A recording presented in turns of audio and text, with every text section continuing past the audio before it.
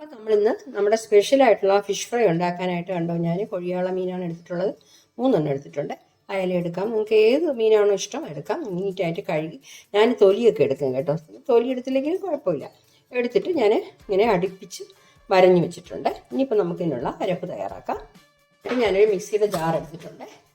ആദ്യം നമുക്കൊരു 4 അല്ലി വെളുത്തുള്ളി ഇട്ട് കൊടുക്കാം.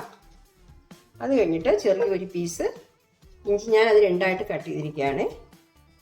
പിന്നെ എന്നിട്ട് ചെറിയ ഉള്ളി, ഒരു 4 ചെറിയ ഉള്ളി, പിന്നെ എരിവുള്ള ഒരു 3 പച്ചമുളക് എടുത്തിട്ടുണ്ട്. നല്ല എരിവുള്ള പച്ചമുളകാണ്, അതിട്ട് കൊടുക്കാം. ഇനി കുറച്ച് കറിവേപ്പില ചേർക്കണം. കുറച്ച് കറിവേപ്പില ഇട്ട് കൊടുക്കുന്നേ. ഇനി പേര് കുറച്ച് പൊടികൾ ചേർക്കണം, കുറച്ച് കുരുമുളക് ചേർക്കണം, ഒക്കെ ചേർത്ത് കൊടുക്കാം. എന്നിട്ട് ഒരു 1/2 ടീസ്പൂൺ കുരുമുളക് ചേർക്കണം കേട്ടോ. 1/2 ടീസ്പൂൺ ചേർത്താൽ മതിയെ. ഇത് 1/2 ടീസ്പൂൺ അളവാണ് കുരുമുളക്. അതുപോലെ 1/2 ടീസ്പൂൺ പെരിഞ്ചീരകം ചേർക്കാം. ഇതൊക്കെ ചേർക്കുമ്പോൾ ഒരു സ്പെഷ്യലായിട്ടുള്ള ഫിഷ് ഫ്രൈ അല്ലേ, നമ്മൾ പെരിഞ്ചീരകം. ഓക്കെ, ഇനിയിപ്പോൾ 1 ടേബിൾ സ്പൂൺ മല്ലിപ്പൊടി ചേർക്കണം. മല്ലിപ്പൊടി ചേർക്കണം കേട്ടോ, അവോയ്ഡ് ചെയ്ത്. മല്ലിപ്പൊടി ചേർത്താലേ കൊള്ളാവും. 1 ടേബിൾ സ്പൂൺ ചേർക്കുന്നേ. ഇത് കഴിഞ്ഞിട്ട് ഒരു 2 ടേബിൾ സ്പൂൺ കാശ്മീരി ചില്ലി പൗഡറാണ് ഞാൻ ചേർക്കുന്നത്. നിങ്ങൾക്ക് എരിവുള്ള മുളക് പൊടിയാണെങ്കിൽ 1 ടേബിൾ സ്പൂൺ ചേർത്താൽ മതി കേട്ടോ. ഇത് കാശ്മീരി ചില്ലി ആയതുകൊണ്ട് 2 ടേബിൾ സ്പൂൺ ചേർത്തു. അപ്പോൾ ഇതെല്ലാം നമ്മൾ ചേർത്തിട്ടില്ല. ഇതിൽ ചേർക്കാനുള്ളത് നാരങ്ങ നീര്. ഞാനിപ്പോൾ വലിയ നാരങ്ങ ആയതുകൊണ്ട് പകുതി ആയതുകൊണ്ട് പകുതി എടുത്തോളൂ. ചെറുതാണെങ്കിൽ 1 നാരങ്ങയുടെ നീരെടുക്കാം. പിന്നെ നാരങ്ങ നീര് നിങ്ങളുടെ കയ്യിൽ ഇല്ല എന്നുണ്ടെങ്കിൽ വിനീഗർ ചേർക്കാം. ഒരു 1.5 ടീസ്പൂൺ വിനീഗർ ചേർത്താൽ മതി. അത് നല്ല ടേസ്റ്റ്, നല്ല നീരുള്ള നാരങ്ങയാണ് കേട്ടോ. പിഴിഞ്ഞപ്പോൾ തന്നെ ശരിക്കും നീര് കിട്ടുന്നുണ്ട്. ഇനി ഇതിൻ്റെ കൂടെ നമുക്ക് കുറച്ച് വെളിച്ചെണ്ണ ഒഴിച്ചു കൊടുക്കാം. 2 സ്പൂൺ വെളിച്ചെണ്ണ ഒഴിച്ചോളൂ. പിന്നെ മെയിനായിട്ടുള്ളത് നമ്മൾ ചേർത്തില്ല, മഞ്ഞൾപ്പൊടി ഒരു 1/2 ടീസ്പൂൺ ചേർക്കാം. 1/2 ടീസ്പൂണിൽ കുറച്ച് മതി കേട്ടോ. എന്നിട്ട് കുറച്ച് ഉപ്പ് ചേർക്കാം. ഉപ്പും കൂടെ ചേർത്തിട്ട് ശകലം വെള്ളം ഒഴിച്ച് അരച്ചെടുക്കാം. നമ്മൾ 3 മീനെ എടുത്തിട്ടുള്ളൂ, ഒരുപാട് ഉപ്പൊന്നും ചേരത്തില്ല. നോക്കിയിട്ട് വേണമെങ്കിൽ ചെയ്തോളാം കേട്ടോ. അപ്പം ഞാൻ ശകലം വെള്ളം ഒഴിച്ചിട്ട് പിന്നെ ഫൈൻ പേസ്റ്റായിട്ട് അരച്ചെടുത്തിട്ട് വരാം. ഒരുപാട് വെള്ളം ആക്കരുതേ കണ്ടോ. ഞാനിങ്ങനെ അരച്ചെടുത്തിട്ടുണ്ട്, ശകലം വെള്ളം ചേർത്ത്. ഇപ്പം നമ്മൾ മീനിൽ പുരട്ടി വയ്ക്കാം.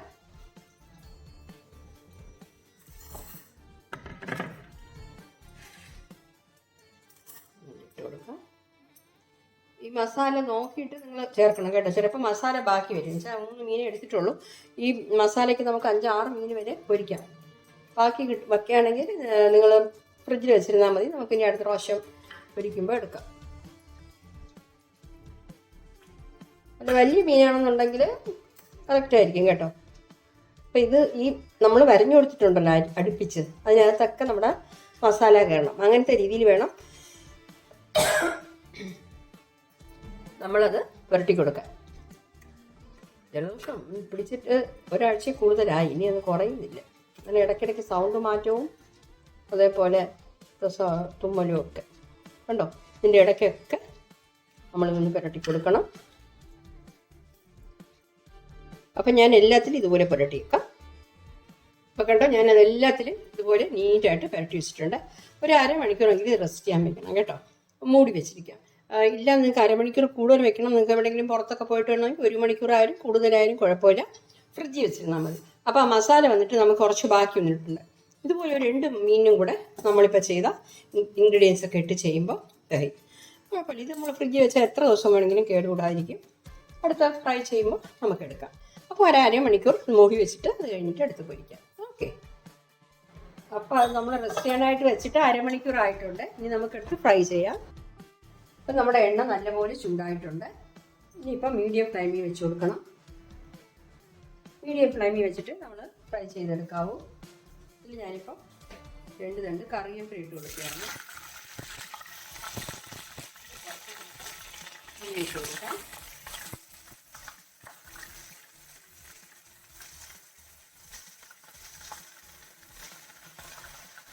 കറിവേപ്പില ഇടുമ്പോൾ കുറച്ച് പൊട്ടിക്കളിക്കുന്ന പക്ഷെ അത് കുറച്ച് മൂടി വെച്ചാൽ മതി. പ്ലേറ്റ് വലിയ വെച്ച് മൂടി വെക്കുകയാണെങ്കിൽ കരിക്കത്തില്ല.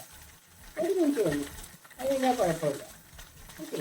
അപ്പോൾ ഒരു സൈഡ് നല്ല രീതിയിൽ ഫ്രൈ ആയിട്ട് നമുക്ക് മറിച്ചിട്ട് കൊടുക്കണം. പിന്നെ മെയിനായിട്ട് നമ്മൾ മീഡിയം ഫ്ലെയിമിൽ വെച്ച് മാത്രമേ ഇത് ഫ്രൈ ചെയ്തെടുക്കാവൂ കേട്ടോ. ഒരു സൈഡ് കുറച്ച് ഫ്രൈ ആയ ശേഷം നമുക്ക് മറിച്ചിട്ട് കൊടുക്കാം. ഉടനെ എടുത്ത് മറിച്ചിടരുത്, അതിനുള്ള മസാലയൊക്കെ ഇളകിപ്പോവും.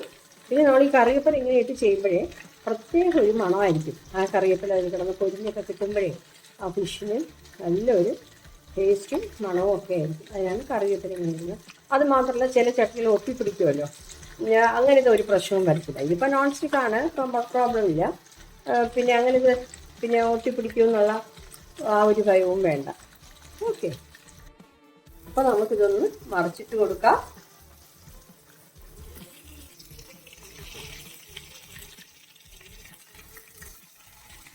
അത് നല്ലപോലെ മസാലയൊക്കെ അതിന് പിടിച്ചിട്ടുണ്ട്.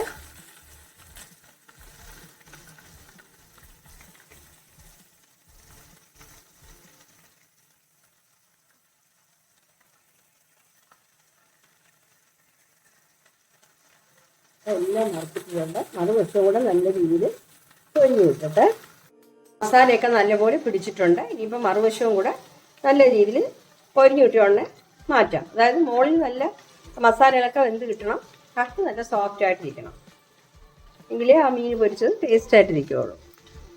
മറുവശവും ഫ്രൈ ആയിട്ടുണ്ട്. നോക്കാം, കണ്ടോ നല്ല രീതിയിൽ ഫ്രൈ ആയിട്ടുണ്ട്. കണ്ടോ ആവശ്യത്തിൽ ഫ്രൈ ആയിട്ടുണ്ട്. ഇനിയിപ്പോൾ നമുക്ക് എണ്ണയിൽ നിന്ന് മാറ്റാം. നമ്മൾ കറിവേപ്പില നമ്മൾ ഇട്ടിരിക്കുന്നതുകൊണ്ടാണ് ആ ഇല അവിടെ നമുക്ക് കാണും കറുപ്പായിട്ട്. കറിവേപ്പിലയാണ് അങ്ങനെ കറുപ്പായിട്ട് കാണും.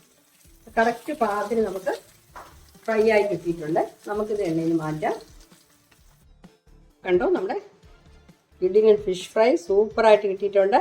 എല്ലാവരും ഇതുപോലെ ഈ മെത്തേഡിൽ ഒന്ന് ട്രൈ ചെയ്ത് നോക്കണം. വീണ്ടും വീണ്ടും നിങ്ങളിങ്ങനെ എണ്ണ ഉണ്ടാക്കും, ഉറപ്പാണ്. ഓക്കെ, നല്ല ടേസ്റ്റ് ആയിരിക്കും. അപ്പം പേസ്റ്റ് നമ്മൾ അരച്ചപ്പോൾ മസാല അരയ്ക്കുമ്പോൾ ഉപ്പിൻ്റെ ടേസ്റ്റ് നോക്കിക്കോണേ. ഉപ്പ് മതിയാണെന്നുണ്ടെങ്കിൽ കുഴപ്പമില്ല, വേണമെന്നുണ്ടെങ്കിൽ ശകലം ചേർത്തോളാം. ഓക്കെ. അപ്പോൾ എല്ലാവരും ഒന്ന് ട്രൈ ചെയ്ത് നോക്കിയിട്ട് നിങ്ങളുടെ ഫീഡ്ബാക്ക് ഒന്ന് അറിയിക്കണേ. നിങ്ങളുടെ ഫീഡ്ബാക്കാണ് നമുക്ക് വീണ്ടും വീണ്ടും വീഡിയോ ഇടാനായിട്ടുള്ള ഒരു പ്രചോദനം കിട്ടുന്നത്. ഓക്കെ. അപ്പോൾ സബ്സ്ക്രൈബ് ചെയ്യാത്തവരുണ്ടെങ്കിൽ എൻ്റെ ചാനൽ ഒന്ന് ദയവ് ചെയ്ത് സബ്സ്ക്രൈബും ചെയ്തേക്കണം. Thank you.